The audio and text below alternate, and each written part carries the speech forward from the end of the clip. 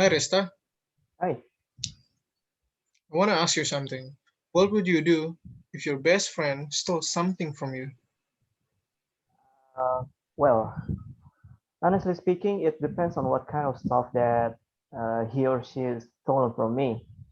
If it's something not really important to me, I just let it slide away and give them a warning to stop stealing my stuff again. But if it was something important, and in some case that thing holds a special place in my heart, I'm going to be angry by that. But I'll do my best to hold my horses and ask them why did they stole my precious thing. I will listen to their reason. However, for precautionary reasons, I'll cut my ties with that person. Like I will forget, I would love to forgive them too. We still knew each other, but hanging out together is another story. I see. Okay, and for the next question, well, let me check my notes. Um, what would you do if? Oh, wait a second. What would you do if your car got a flat tire on a freeway?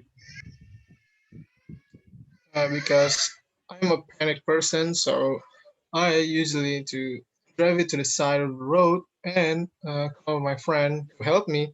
Or if I get a second tire, with I'm gonna replace the flat tire with the new one. Simple as that.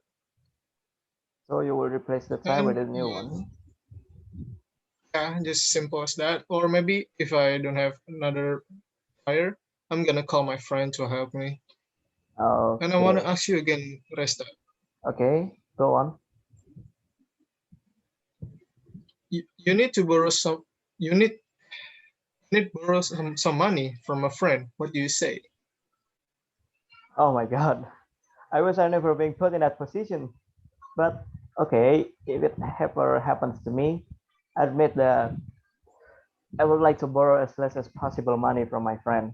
Because honestly, I hate to put my friend in a difficult situation due to my own debts, and I hate to put myself in that condition too.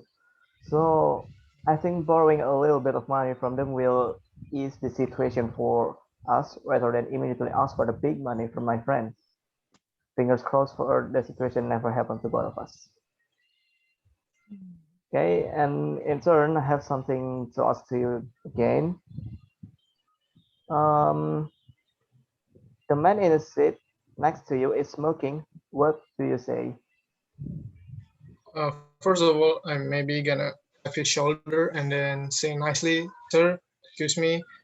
I'm the type of person can't really sit next to the smoker because sometimes my lungs get really heavy and I can breathe. So Hmm? I ask him nicely, sir, sorry, can you just get another seat or maybe smoking somewhere else because I can't take that smoke. Ask nicely. Okay, that's very kind of you. Okay. Yeah. And I want to ask you again, I want you to describe a place that you will never forget. Uh, Something that I could never give away. Let me think. Oh, I think it's my letter in a bottle from my close friend from junior high. Well, actually, it's just a letter from my close friend, but I put it in a bottle because I didn't want it to be mistaken as another rubbish paper. It's ready for years and it's still there. I guess the bottle trick worked perfectly.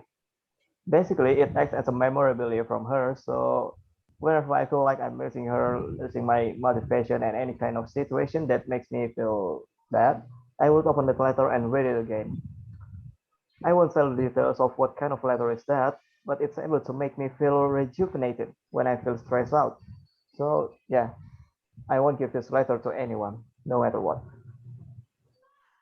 Okay, and after that, I have questions about you. Um, well, describe a memorable birthday celebration. Uh, I don't really make a birthday party, but I will use it that my family just my family just make a really small party, not like a big party that invite my friend, but my family is uh, one day, family just wake me up in the middle of the night, just call me like, we must go somewhere else, and Uh, they make me panic. They make me panic. But and then once we arrive at the place, there is my I forgot what place it is, but I think like fast food restaurant, and they just give me a French fries for you, oh, and it's like I eat it and it's confused. It's like, what is this? Happy birthday, just like like what? You just give me a French fries this in the middle of the night? Yeah, happy birthday, and it's that. It's like what? Is that? hmm. Well, that's I know uh, one. okay. Well, maybe That's for really someone weird. it just didn't seem really much, but I think it just really means a lot to you because Yeah, that price, man, it's delicious. Okay, so so weird. um, And I wanna ask you again. okay. What's your opinion about violence in television? Oh, okay. So my opinion about violence in on television, in some case, it's okay. Like especially in the case of thriller and action movie, because when that violence being censored, inevitably it will make the movie feels bland. Like just imagine Yeah, action boring. movie without its breathtaking fighting scene and a thriller movie without its trademark killer being shown when killing someone. It obviously makes the film less enjoyable. And of Yeah. course, movies like that is R-rated. So anyone who is underage should watch this kind of movie. But of course, in order to keep the television stays family friendly, that kind of movie should be placed on at least 9 p.m. to 5 p.m. on the morning. So beyond that time, family friendly content should cover television. So there's a balance between the family and the movie mania. Okay. Okay. Um, and the next question is um, your opinion about recycle. Um, the full question is about what is your opinion about recycling? Hmm. My opinion is like it's really good for the environment because a lot of place right now it's like full of trash and nobody care about it, and it's really good for just recycle that trash because Uh, this a little person want to do that. Nobody wants to do that. Like what? I don't want to do that. It's so full of things, full of trash. I don't want it. I don't want to touch it. But there's a few people that doing the recycling is really good for the environment yeah, and making the world like green again, just like that. yeah, it really helps the environment to recycle something like that. Like it just didn't going straight to the what is it? Dumpster. Yeah. Yep. Okay. Mm, next question. And tell me how to dump a girlfriend. Oh my god. Okay. Mm, Okay. Honestly, this one is quite a tough question. Okay, but okay. For me, the fundamental is to put aside your feelings and let your brain do the work. Like okay. if you have come to the idea of to dump her, something not good Mm, must happen with you and her. But of course, you are going to dump a girl. That means you have to carefully choose the word you're using so you won't really hurt her feelings. It is impossible to break up without a heartbreak, though. But a damage limitation on her is the best thing you could do now.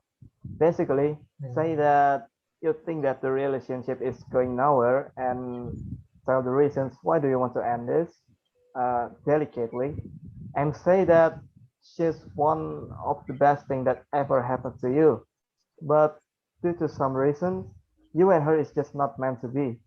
Of course, it will be mm, painful, but if you think that it's the right thing to do, it's worth a shot. And okay, this is a bonus.